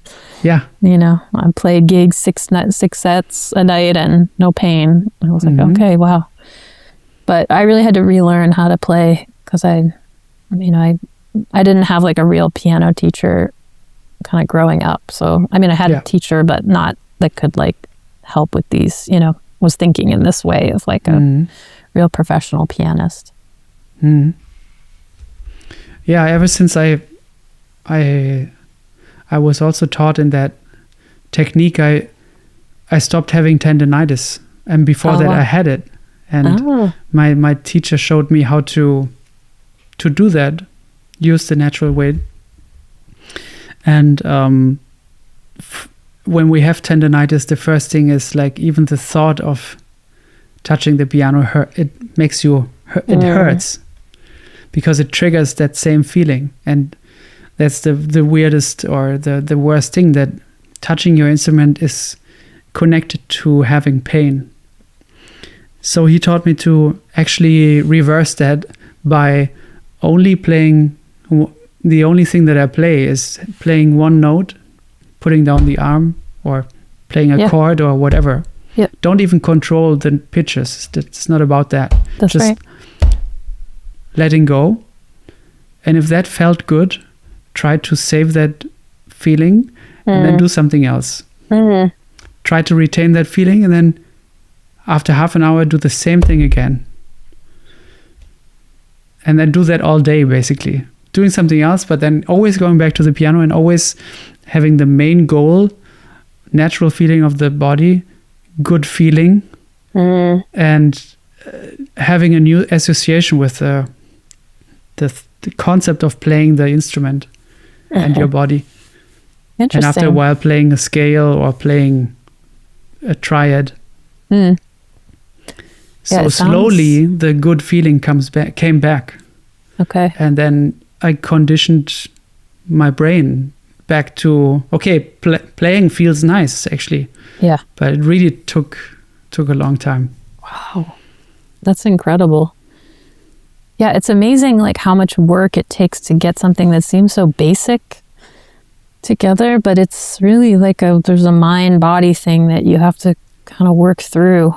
It sounds like very similar to the technique I studied. And the interesting thing is like it's kind of an oral tradition in a way. There was this teacher who like understood these exercises and like could identify what the issues were that I was having and kind of work through them. You can't really get that from a book or a video. It's so much about being together, and it's like a masseuse, or like a yeah, and it was very meta at first, and the way you described it, it felt very similar to what I experienced, where the teacher for a long time says no, and you're like, but I'm doing it. Come on, this is it. Check me out. I'm doing it. Yeah. Here it is. Nope. Nope. Little better. No. Yeah. No.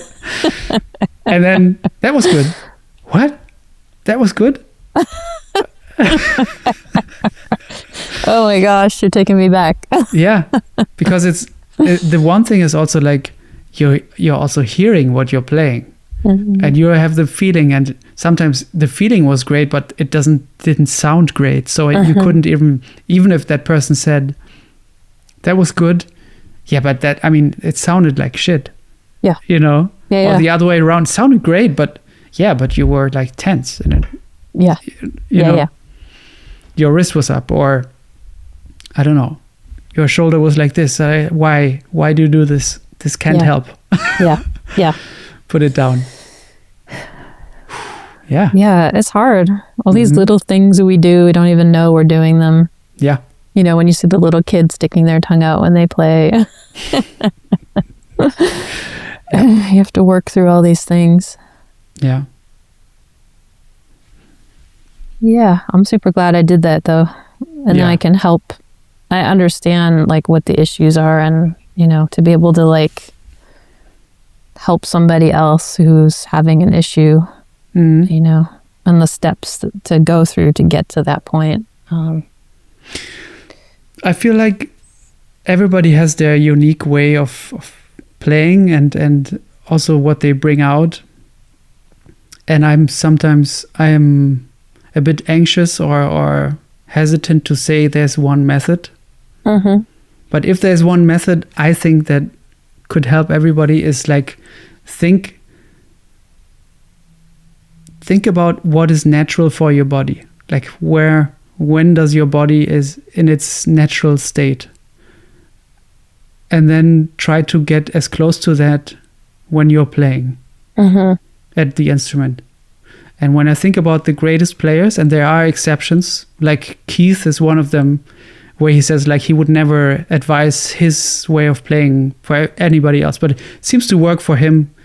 And he sounded great, and he had a great sound, and but for most of the people that I really like, they sit very still. There's no extra no wasted movement. Yeah. Everything looks very natural. Yep. Everything even looks easy, which is weird because some of them play very complex things. Yeah. But if that looks easy, I often think about Brian Blade.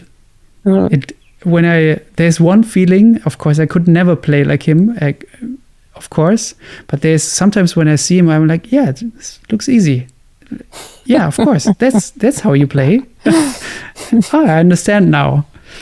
He makes it look easy, but not conscious, I guess. But yeah, I got to show you this Marc-Andre Hamlin video of this left hand. I mean, it looks effortless. It's insane. Yeah, it's so. I want to see it.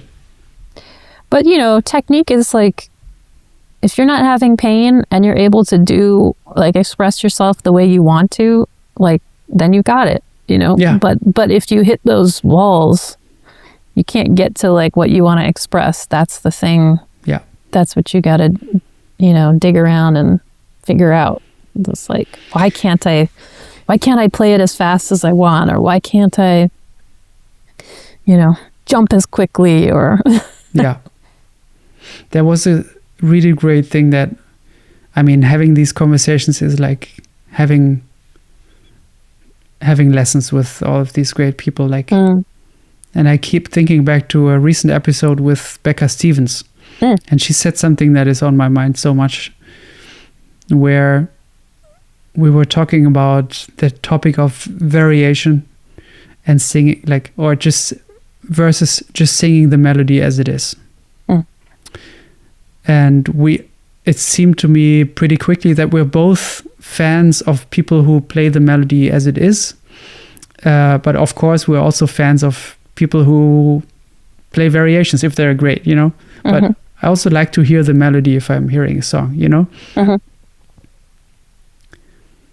And while we were talking about it, it seemed to me that we were both getting into a little bit of the preachery mode of just play the melody as it is, and that's great, So I was like, yeah, but of course there are exceptions. And then she was like, yeah, totally. No, this is only about when in doubt. When in doubt, just stick to the song and see how we were mainly talking about the rhythm that the lyrics kind of dictate for the rhythm of the melody. That was our basic topic. And she was like, yeah, no. When I kind of went into the other direction a little bit, she was, no, totally. That she only says this to people when they are in doubt.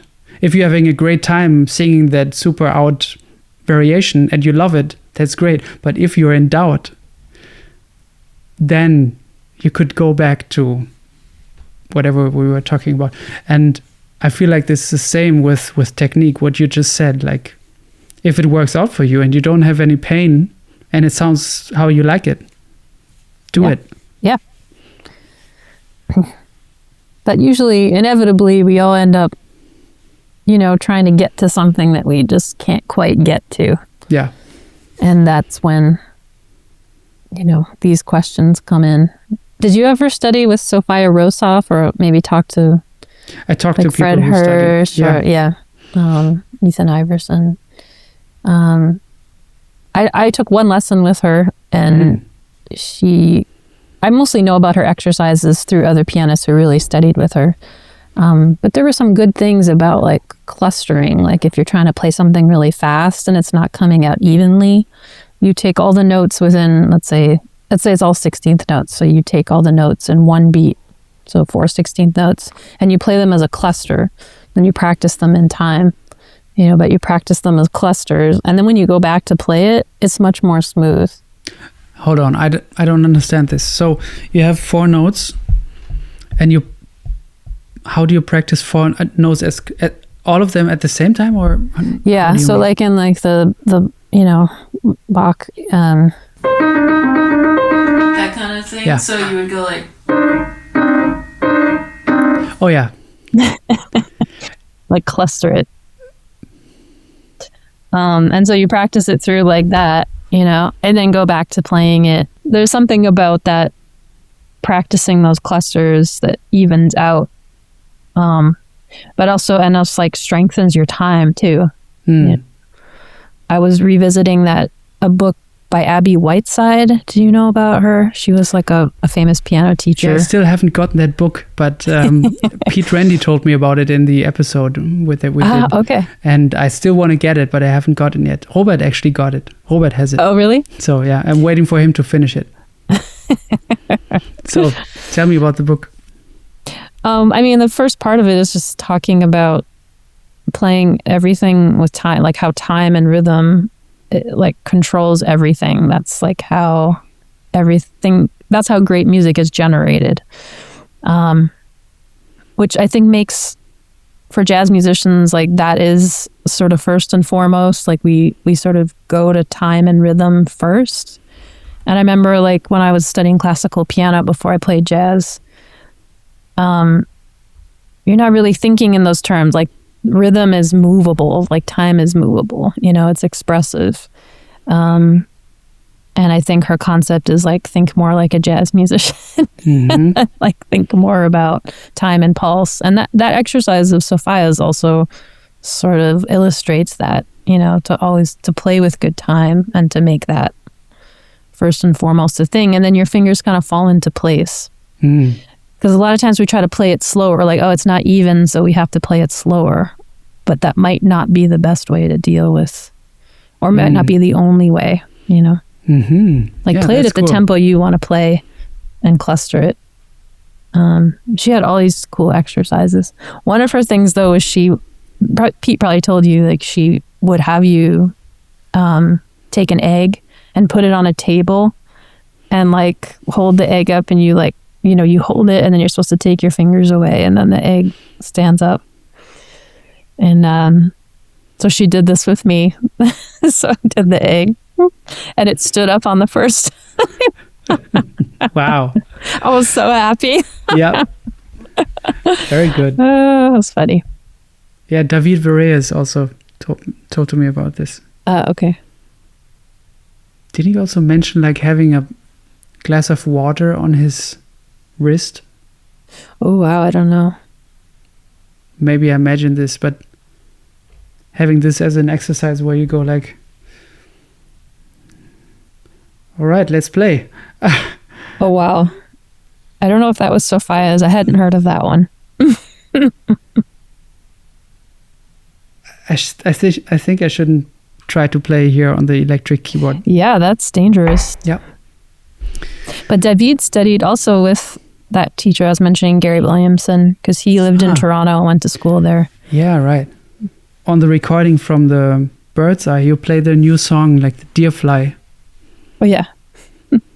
And what I really liked about it was like you played the bass line first. No, you played the chords first, and then a bass line that is under it, but without the chords. And Robert showed me the sheet music after I listened to it. So, of course, when I heard it the first time, I thought it was way longer, the piece, because I heard the chords and then I heard the bass line. And that is something that I've also saw in the Coda Queen. What I really like, where you're having a form and you're having the ingredients, but you don't necessarily play them at the same time, although they belong together or could belong together or could sound great together. But so therefore you can shift the perspective with each, you know, journey through the form, which I thought was very cool. Thanks. Yeah, I'm calling it a choose your own adventure form. Nice. Yeah. Because I'll write like 2 or 3, sometimes 4 or 5 lines of things, and then you have the chance to move around and kind of pick and choose, and they all work together. So there's the possibility to make it sound longer than it is, and just also find like a bigger form in it. You know, create your own arc so that it's not built into the piece necessarily. Exactly. That's cool. So, but now I'm wondering, when you write this, when do you actually hear all those things together? Usually I have like maybe 2 of the parts, sometimes 3, and then I put it into notation program, and then I can keep going. Add another layer. But yeah, once I can't play it anymore, I need to be able to hear it somehow. Mm-hmm. Yeah. Yeah, because some of the voicings would be hard to play if you also want to play the bass line. Yeah, exactly. Hmm. It's a hard tune. It's on the new Trio album, and it's it's just hard. I realized after playing it with Robert, I think there needs to be like a little hook in the middle of the solo part just to help us get back in. Because I was trying to float over it, and I was like, wow, I'm really getting lost.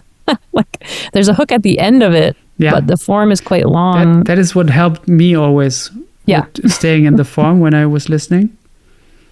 But it would also be cool to get to the point where you don't play that all the time, you know? Yeah. Yeah. I was wondering why you wrote it down in 3. Because I couldn't really hear the 3 when I was listening. It was all in multimeter, but then I was like, maybe I should just write it on like a grid of 1 meter. That's the first time I've ever done that. So, yeah. So do you think it made it harder or easier? So what I would do now, if I would have to play this, because I have a hard time hearing this in 3, I would write down or put the bar lines where I kind of feel them. Without hopefully changing the what the song does. Yeah. It should always be according to where I think the composer means having the emphasis. But since I didn't hear the emphasis on the one of each 3, I was wondering about that. So yeah. But just I've played in bands where it's like I've written my own sheet just to be able to play it. And I've had also with some composers I had like discussions. They were like, no, that's wrong. And I was like, yeah, that's the only way I can play it. I've done the same thing. I did the same thing too. Yeah, I don't know. That's the first time I've done that, but I was like, maybe it's easier. Like, I'm not sure the multimeter is helping things here. Anyway. It's very interesting. I'm not sure. I think I hear the kicks, the hits. I hear those more in 3 than the bass line. The hits of the piano? Yeah.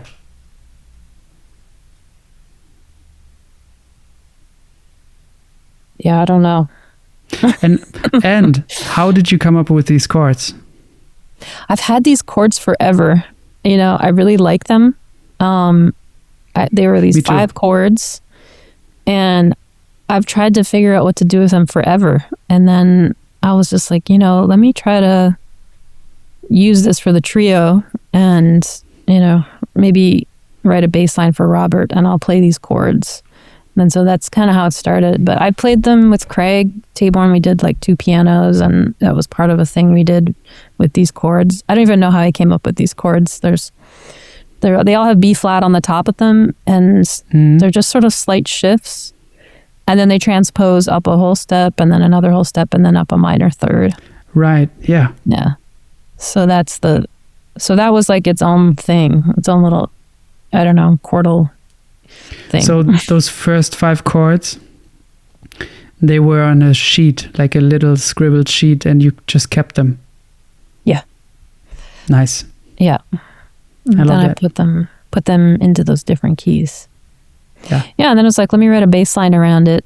And a lot of times I'll do that where I have something and I'm like, okay, let me see if I can, you know, write something around it, inside of it.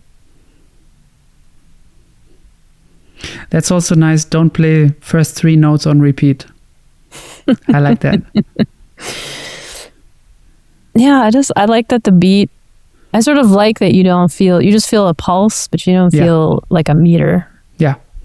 And because of the way the piano is moving and shifting, and it's not like in a pattern, I think it sort of lends itself to that. And it's cool, but then when you solo, it's really hard because I want to be able to float over it, but I want to know where I am too. And there was nothing to grab onto in the solo section except the end.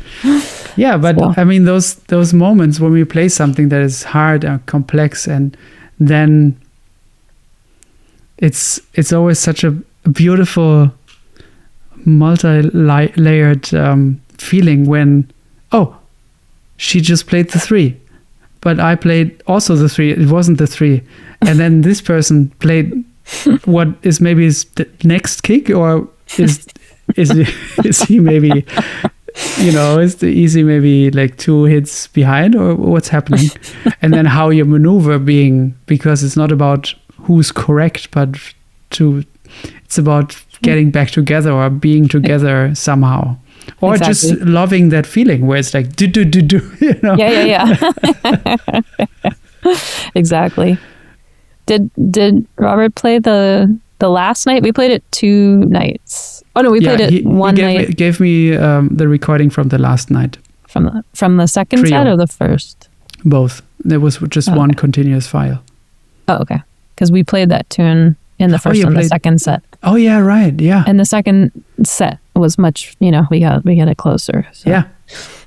That was cool. Like after a week of playing, to bring in like a new piece at the end. Yeah. It really kind of like it does something to the band and the dynamic. Yeah. It was nice. Mm-hmm. I'll do that again. Yeah, it's good to wait sometimes. Yeah. Now is the moment. Yes. Mm-hmm. Yeah. Oh, I remember at the end of our last interview, you told me that Tony Malaby was very helpful in the beginning for you, where you were just introduced to free improvisation. And he showed you a few things that you should not do. Or he gave you some advice of, okay, here's some things that you could do, but also maybe don't do these things. So I kind of want to know what he told you. Because we didn't get into it last time. Oh, okay. Things you shouldn't do. I mean, one thing that was so great was just like, okay, just, when you come over and improvise and like, just play this painting, I mean, as a person in music school, who's like rigorously studied and, and then for someone to be like, play this painting, like there was something very like freeing and like oddly like, scary about that. Like, what does that mean? And so that was like a whole journey of just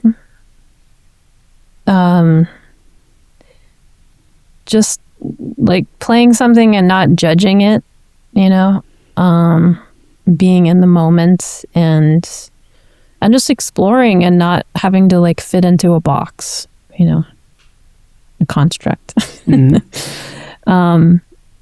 So those were some really great things. And then he encouraged me to also compose, in that sort of practice of like, in addition to freely improvising, start writing some structures that you can freely improvise in, around, through,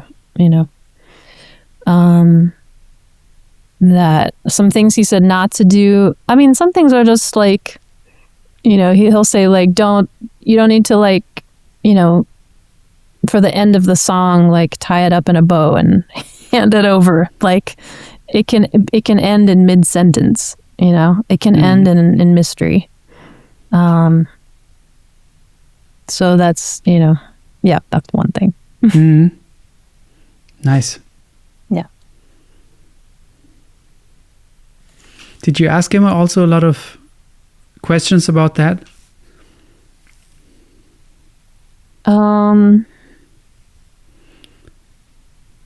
I mean, I don't know if I asked some questions, just listening and like understanding the mentality, and it goes back to that idea of the construct and like challenging the idea or the thing that we all, understand. It's like, yeah, it's great when you end on like a sharp 11 chord, on jazz hands.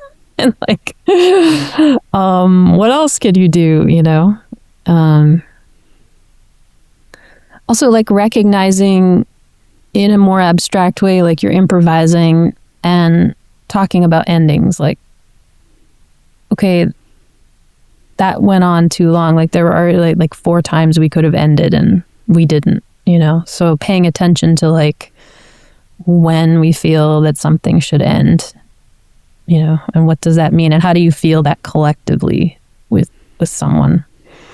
And somehow like great musicians know, you know, they have a sense of like when something is ending. And then if they don't end where you think they're going to, that's also exciting because you know they're highly skilled and experienced, and yet they're not doing the thing that you think that we all understand. You know? So it was that, and then like thinking compositionally, like a lot of it kind of led into orchestration of like,